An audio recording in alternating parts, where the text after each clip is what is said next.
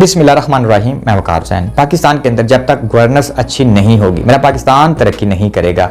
पाकिस्तान के अंदर जो मुसल्लत है पीडीएम का जत्था चोरों का, इन्होंने जो स्कीम शुरू की कि लोगों को फ्री आटा दिया जाए और हर घर को आटा मिलना चाहिए, और आटा भी ऐसा दे रहे हैं जो खाने के काबिल नहीं है। लेकिन मेरे पाकिस्तान की जो आवाम है फ्री आटा लेने के चक्कर में अपनी जान गंवा बैठते हैं। जब पाकिस्तान के अंदर अपने हक की बात मनवानी पड़ती है या अपना हक लेना पड़ता है, फिर ये लोग अपने घरों में सो जाते हैं।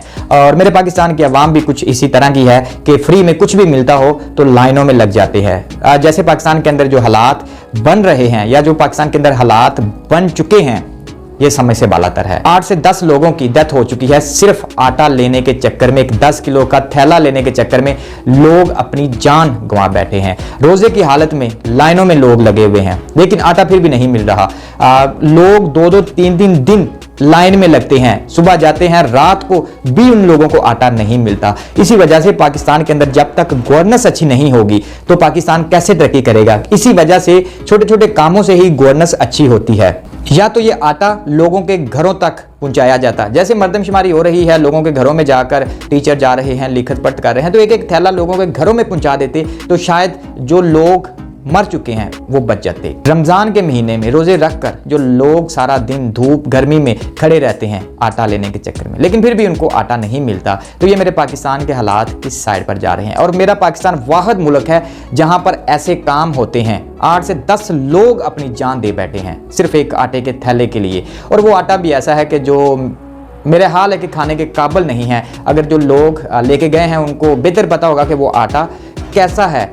अब कोई भी ज़िला हो, कोई भी डिवीज़न हो, उसमें अगर एक शेड्यूल बनाया जाता कि भाई आटे को ऐसे ऐसे आपने तकसीम करना है। ऐसी वीडियो सोशल मीडिया पर वायरल हैं कि जनाब एक ट्रक चल रहा है और वो ट्रक से ऊपर से थैले फेंके जा रहे हैं। एक तो रिज़्क की बेहुरमती की जा रही है, और डिस्ट्रिक्ट बेस पे अगर ये काम करना चाहते तो बहुत अच्छा काम कर सकते थे। एक तरतीब देते, उसी तरतीब से लोगों को अगर ये आटा तकसीम किया जाता तो जो 8-10 लोग अपनी जान दे बैठे हैं उनकी जान बच चुकी होती। पाकिस्तान के अंदर जब तक गवर्नेंस ठीक नहीं होगी तो कैसे।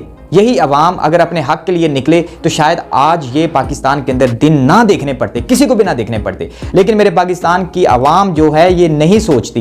ये जब महंगाई मतलब ज़्यादा बढ़ जाती है या पेट्रोल महंगा हो जाता है तो यही अवाम बजाय अपना हक लेने के, बजाय अपना एहतजाज करने के, ये लोग पेट्रोल पंप पर लाइनें लगाकर खड़े हो जाते हैं। पेट्रोल महंगा हो गया है तो जब कुछ चीज़ महंगी हो जाती है तो अपने हक के लिए कम से कम बाहर निकलें। जो लोग अपनी जानें गंवा देते हैं कम से कम उनकी जानें बच जाएं। और पाकिस्तान के अंदर आपने मिसालें बहुत सारी सुनी होगी कि एक एरिया में अगर एसपी आता है, डीएसपी आता है या थाने के अंदर एसएच होता है, अगर वो ईमानदार है, अच्छा है, अगर वो गवर्नेंस को फॉलो करवाता है तो पूरा थाना बेहतर हो जाता है। लोग डरते हैं कि भाई हमारा डीएसपी, हमारा एसपी, हमारा एसएचओ बहुत अच्छा आया है, लिहाजा लोग डरते हैं, हमने रिश्वत नहीं लेनी, हमने लोगों के साथ बदतमीजी नहीं करनी।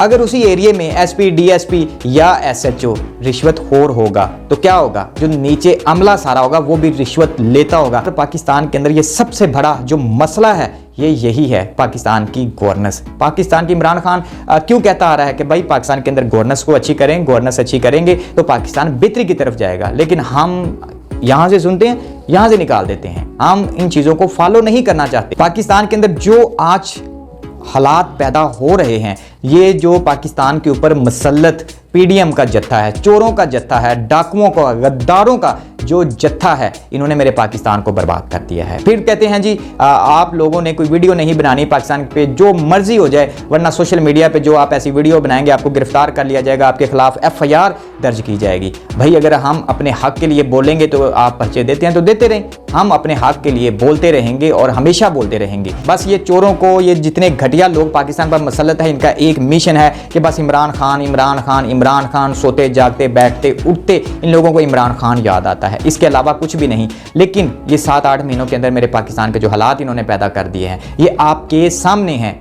आप बाहर देखें, सोशल मीडिया देखें, न्यूज़ देखें, लोगों के साथ क्या रवैया रखा जा रहा है। सारे हालात आपके सामने हैं, अपनी नज़रों को ज़रा घुमाएं, आपको अंदाज़ा हो जाएगा मेरे पाकिस्तान के हालात क्या हैं। ख़वातीन, मेरी माएँ, मेरी बहनें एक आटे के थैले के चक्कर में घटिया लोगों से थप्पड़ खा रही हैं। ये है पाकिस्तान की गवर्नेंस।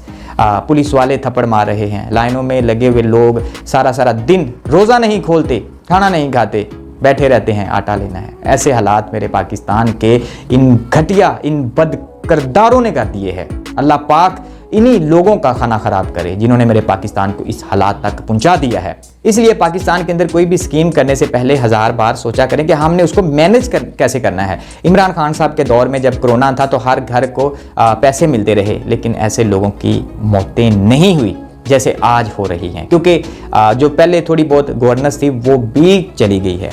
लोग जनाब बाटे ऐसे फेंक रहे हैं, अस्तगफिरुल्लाह, रिज़्क़ की बेहरुमती, लेकिन कोई पूछने वाला नहीं। बस एक ही मकसद है कि हमने इलेक्शन नहीं करवाना, इलेक्शन नहीं करवाना। अगर ये चोरों का जत्था और को 5-6 महीने मेरे पाकिस्तान पर मुसल्लत रहा तो मेरे पाकिस्तान में अभी तो आटा, फिर रोटी खाने को आपको नहीं मिलेगी। ये है मेरे पाकिस्तान की गवर्नेंस।